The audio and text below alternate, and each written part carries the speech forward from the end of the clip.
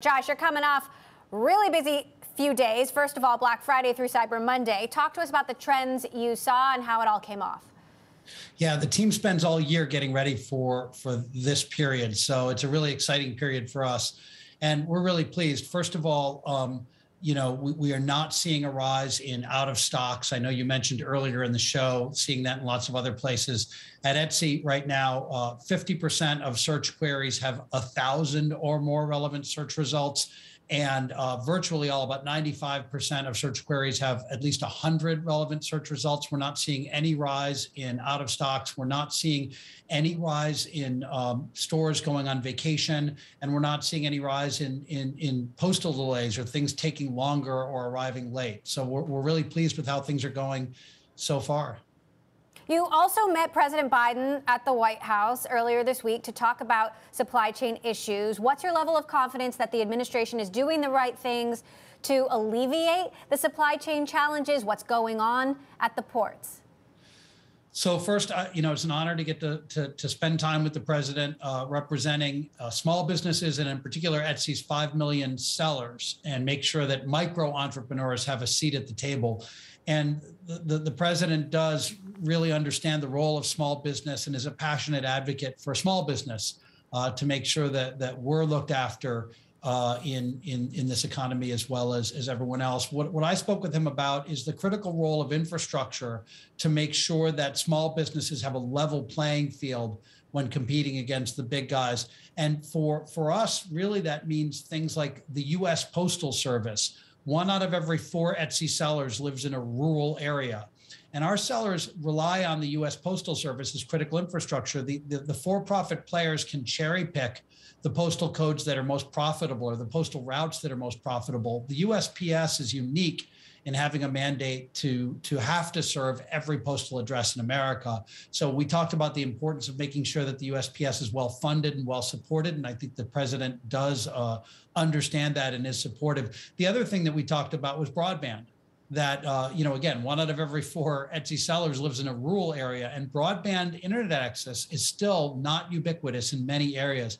So we were really pleased to see, and we'd advocated for broadband support as part of the infrastructure bill. So happy to see that. And I would say the president was highly engaged in the conversation and really wanting to know what he and the administration could do to make sure that things were running smoothly.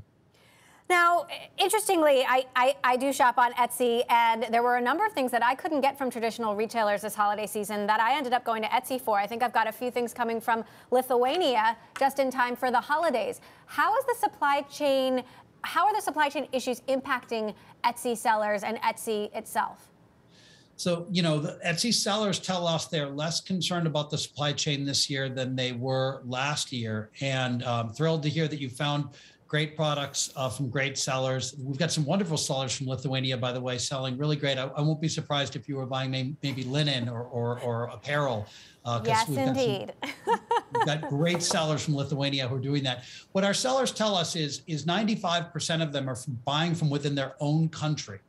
And in fact, in the United States, 47% of our sellers buy all their raw materials from within their own state. So their supply chain is very local and it's two hands making. And because of that, we tend to hear less issues about the supply chain. We encouraged our sellers to stock up early. So most of our sellers were stocking up in July and in August and telling us that they felt really good coming into the holiday. Now, that's not to say that there aren't individual sellers who might sell out. But with over 5 million sellers on Etsy, if one seller sells out, it's really highly likely that someone else will be ready, willing, and able to step in and sell another great product. Etsy has been a pandemic winner, but the stock has been dropping over the last few days since we learned about Omicron. What's your take on that? And what do you think this new variant means for Etsy and the trajectory? Well, we live in a really dynamic environment, and so it's really hard to say, what new variants are going to be. And I'm not a public health expert, so I don't want to pretend to be a public health expert. What I will say is that this time last year, stores were closed, COVID was spiking, hospitals were overflowing, and many states were in a complete state of lockdown. And so during the holiday season, people really had very few choices, and they had to turn to Etsy as one of the few places that was reliably selling during the holiday season. Fast forward 1 year to the holiday season of 2021, and almost all stores are open. People are moving about very freely, and yet we projected in our guidance at the beginning of November that we would see a strong fourth quarter with robust growth on top of the 118% growth we had last year.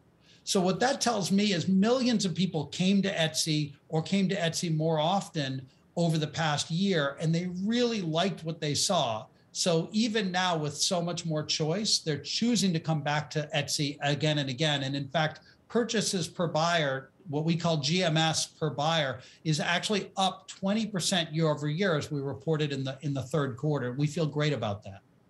The folks from Shopify were on the show earlier this week saying there's been a big shift to independent sellers. And I'm curious how much competition you're seeing from sellers going direct to consumer and using digital tools like Shopify instead of Etsy.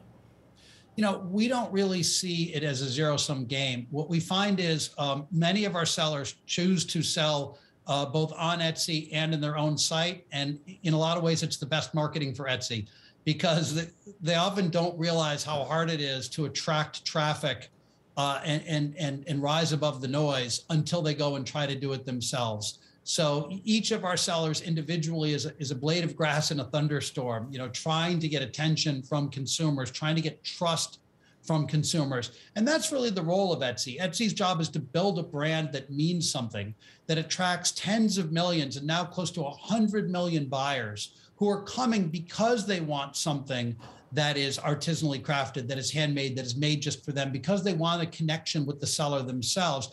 And they trust Etsy as much as they, you know, as anyone. And so we're able to attract sellers and view trust, and that makes everyone better. And that's really the role of our platform. So just a few quick rapid fire questions, Josh, to get a sense of which way the winds are blowing. What's the #1 holiday gift so far selling on Etsy this season? There's a bunch of things that are selling well, but the big trend right now is actually people getting together in person.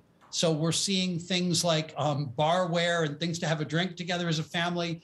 Family jammies, so family pajamas getting matching set are very popular right now. And then tablescapes. So for example, place settings are up 72% year over year. So things that are about being together in person are really on the rise, which is wonderful. So that makes sense given the tablecloths that I've just purchased from Lithuania for a holiday gathering. It's all coming together. Speaking of what country do you see the most purchases in? And if it's the United States, what country outside the United States? The United States is indeed #1.